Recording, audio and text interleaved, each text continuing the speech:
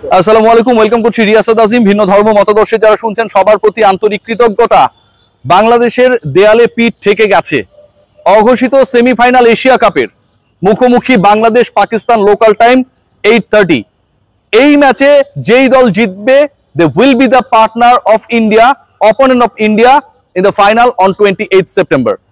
এই যখন সিচুয়েশন, অঘোষিত ফাইনালে বাংলাদেশ মুখোমুখি হবে পাকিস্তানের, তার আগে 3টা পয়েন্টে গুরুত্বপূর্ণ আলোচনা রয়েছে। ভেরি ইম্পর্টেন্ট পয়েন্ট সেটা হচ্ছে সবশেষ ম্যাচে বাংলাদেশ যেই খেলাটা খেলেছে, বাংলাদেশ যেভাবে নিজেদেরকে সুযোগ পেয়েও কাজে লাগাতে পারে নাই। জাকের আলী অনিকের প্রশ্নবিদ্ধ ক্যাপ্টেন্সি, টিম ম্যানেজমেন্টের বিতর্কিত 11 খেলানো, সবকিছু মিলিয়ে ভারতের বিপক্ষে বাংলাদেশ তাদের বেস্টটা এক্সিকিউট করতে পারে নাই।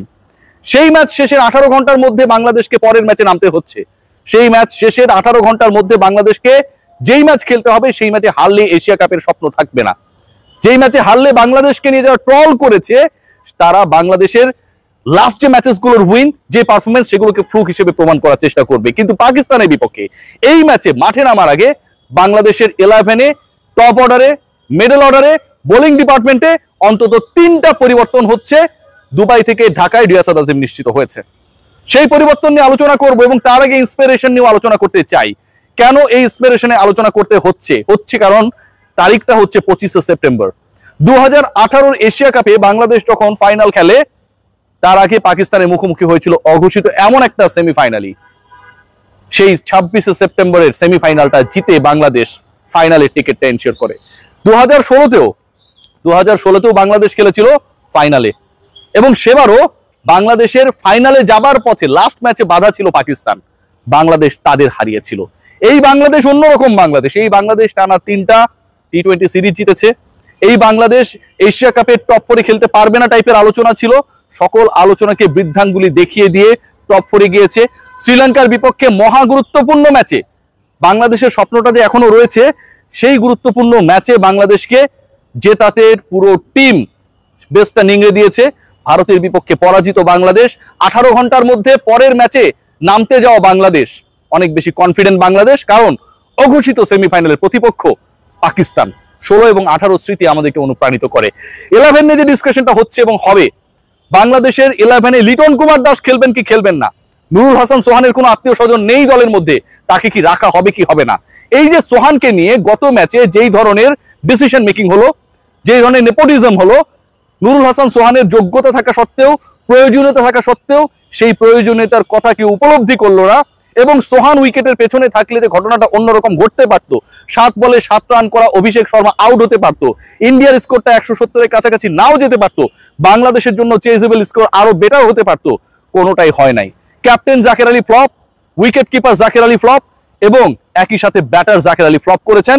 এত ফ্লপের মাঝখানেও নুরুল হাসান সোহান যতই ভালো করুক না কেন, সবশেষ 2 আন্তর্জাতিক ম্যাচে যতই ভালো করুক না কেন, গ্লোবাল সুপার লিগে দলকে নেতৃত্ব দিয়ে ফাইনালে যতই তুলুক না কেন, চ্যাম্পিয়ন যতই করুক না কেন, বিপিএল একটা বড় দলের ক্যাপ্টেন্সি যতই করুক না কেন, তিনি যেন চোখে পড়েন না। সোহান যেন মিস্টার ইন্ডিয়া, তাকে দেখা যায় না। বেশি সুন্দর মানুষদের আসলে দেখতে কারো কারো যেন চোখ ঝলসে যায়। নুরুল হাসান সোহান আজকের ম্যাচে খেলবেন কিনা, ইনজুর্ড লিটন কুমার দাস খেলবেন কিনা। লিটন কুমার দাস, আমার কাছে যে তথ্য রয়েছে তাতে এই ম্যাচে লিটন কুমার দাসকে ওয়ার very much hopeful যে Liton Kumar Das will be the part of the 11 and definitely he will captaining the side. So ওই জায়গা থেকে আমরা কিছুটা হলেও আস্থা পেতে পারি লিটন কুমার দাসের ব্যাটিং ফর্ম, লিটন কুমার দাসের মোর বেটার ক্যাপ্টেন্সি দেন জাকির আলী অনিক, এবং লিটন কুমার দাসের প্রেজেন্স ইন দ্য ফিল্ড আমার কাছে মনে হয় ভেরি মাচ ইম্পর্টেন্ট।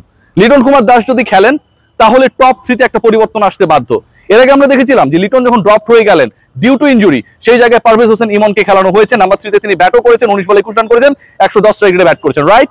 সেটা যদি হয় আজকের ম্যাচে 3 নম্বরে লিটন যদি খেলেন, পারভেজ ইমন কি ড্রপ হবেন, যিনি লিটনের জায়গাটাকে রিপ্লেস করেছিলেন লাস্ট ম্যাচে, নাকি অন্য কোনো পরিকল্পনায় এগোবে টিম ম্যানেজমেন্ট? লাস্ট 2 ম্যাচে ফ্লপ, রান করতে না পারা তানজিদ হাসান তামিম, তিনি বেঞ্চে বসে থাকবেন, এবং লাস্ট 2 ম্যাচে টানা 2টা অসাধারণ 50 করা, 140-এর কাছাকাছি স্ট্রাইক রেটে ব্যাট করা সাইফ হাসানের পার্টনার হয়ে যাবেন পারভেজ হোসেন ইমন, এরকম একটা ডিসকাশন রয়েছে। তানজিদ তামিম এবং ইমন দুজনই বাঁহাতি ব্যাটার, সাইফ হাসান কমনলি ডানহাতি ব্যাটার। সো তার পার্টনার হবার দৌড়ে মোটামুটি লিটন কুমার দাসকে জায়গা করে দিতে গিয়ে ইদার তামিম অর ইমন যে কোনো একজন থাকবেন। যদি এটা হয় তাহলে লাস্ট ম্যাচের 11 থেকে টপ অর্ডার থেকে একজন বাদ পড়ছেন। সোহানের যে কথাটা বললাম, আপনি দেখেন যে নুরুল হাসান সোহানের জায়গাটা গত ম্যাচেও ছিল।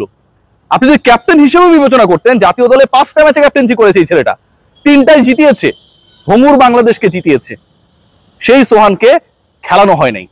খেয়াল করে দেখেন জাকের আলী অনেক যেভাবে গতকাল উইকেট বিলিয়ে দিয়ে এসেছে, আউট হয়ে গেছেন 4 রানের মধ্যে, যেভাবে প্রেস কনফারেন্সে গিয়ে বলেছেন যে সবকিছুই সবসময় ছক্কা মারার জন্য আমরা আসি না, যেভাবে বলেছেন ক্যাচটা আমি ধরতে পারতাম কিন্তু ধরতে পারি নাই।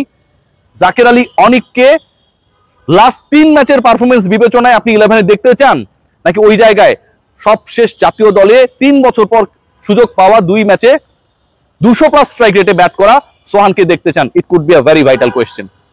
জাকের আলী অনিকের প্রেজেন্স অথবা তার না থাকা যেটাই হোক না কেন, 5 এবং 6 যে অপশনটা রয়েছে সেখানটায় শামীম পাটোয়ারি এবং জাকের আলী অনিক দুজনেই পারফরমেন্সের কারোটাই কিন্তু খুব বেশি সন্তোষজনক না। সোহানকে ওই দুয়ের একটা জায়গায় আজকে বাংলাদেশ রিপ্লেস করবে কিনা, যখন বাংলাদেশের সত্যিকার অর্থেই একজন তার মতো ব্যাটার দরকার।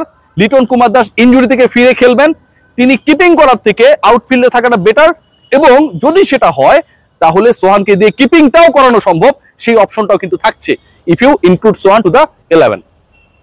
বাংলাদেশ দলে পরিবর্তনের জায়গা আরেকটা জায়গা হতে পারে, যে আলোচনাটা চলছে সেটা হচ্ছে বোলিং ডিপার্টমেন্টে শাক মেহেদী লাস্ট ম্যাচে ছিলেন না। বাঁহাতি অভিষেক শর্মার সামনে বাঁহাতি নাসুম আহমেদকে পাওয়ার প্লেতে 2 ওভার করিয়ে দিলেন আমার ক্যাপ্টেন। কি চিন্তা করে, কি ভাবনা থেকে, কি বিশ্লেষণে, কি অ্যানালিসিস থেকে এই কাজটা তিনি করেছেন? I have no idea.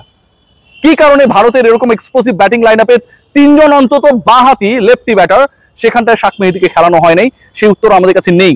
শাক মেহেদী ইজ নট আ পেসার, যে তার ওয়ার্কলোড ম্যানেজমেন্ট নিয়ে অনেক ঝামেলা হচ্ছে।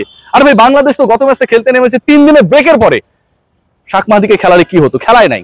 এই ম্যাচে Shak Mahedi he will be the part of the 11। এখন প্রশ্ন যেটা, সেটা হচ্ছে শাক মেহেদী যে খেলবেন তিনি আসলে কাকে রিপ্লেস করবেন? রিশাদকে রিপ্লেস করবেন? গত ম্যাচে প্রথম 3 উইকেট পতনের ক্ষেত্রেই কিন্তু রিশাদের একটা বড় ভূমিকা ছিল, 2টা উইকেট নিয়েছেন, একটা অসাধারণ রান আউট করেছেন। সো ওই জায়গাটা খুব ডিফিকাল্ট কল। পাকিস্তানের এগেইনস্টে আপনি একজন লেগিকে খেলাবেন, আমার কাছে মনে হচ্ছে বাংলাদেশ টিম ম্যানেজমেন্ট সেদিকেই যাবে। নাসুম আহমেদকে রিপ্লেস করবেন?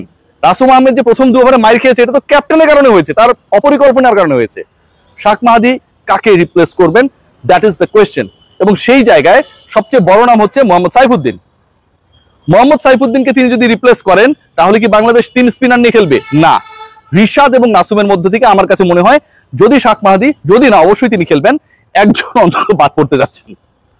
সেই দুঃখিত, সেই জায়গাটায় বাংলাদেশের 11-এ এখন পর্যন্ত যে পরিকল্পনা বা যেটা মনে হচ্ছে, তানজিম সাকিব তো থাকবেনই, মুস্তাফিজকে বাদ রাখার কোনো সুযোগ নেই। বাংলাদেশ দলের পেস ডিপার্টমেন্টের 2টা ভয়ঙ্কর অস্ত্র, তাসকিন আহমেদকে 3rd পেসার হিসেবে ইনক্লুড করবে বাংলাদেশ, এবং তাসকিন রিপ্লেস করবেন ইদার আমার বাঁহাতি orthodox Nasum Ahmed or leg spinner Rishad Hossain. নাসুমের এবং রিশাদের জায়গায় তাসকিন আহমেদ খেলবেন। শাক মেহেদী তো থাকবেনই, তার সাথে একজন স্পিনার থাকবেন, 3 জন পেসার থাকবে। টপ 6 ব্যাটিং লাইন আপে লিটন কুমার দাস যেই পজিশনে খেলেছিলেন নাম্বার 3-তে, সেখানটাই থাকবেন। তার জায়গাটায় যিনি খেলেছিলেন ইমন বাদ পড়বেন, নাকি ওপেনিং এ সাইফের পার্টনার ছিলেন তামিম, তিনি বাদ পড়বেন? সেটা একটা প্রশ্নের জায়গা। এবং লোয়ার মিডিলে ফিনিশিং রোলের জায়গাটায় আই হোপ বাংলাদেশ দল অবশেষে বৈষম্যকে দূরে ঠেলে নুরুল হাসান সোহানকে তার ডিজার্ভিং সুযোগটা দিবে। 5-এ হোক, 6-এ হোক, পাটোয়ারির জায়গা হোক বা জাকেরের জায়গা হোক, Sohan definitely should be in the 11 for his batting, for his experience and for his keeping capability. সবাই ভালো থাকবেন। বাংলাদেশ দলে 3টা চেঞ্জ মোটামুটি নিশ্চিত।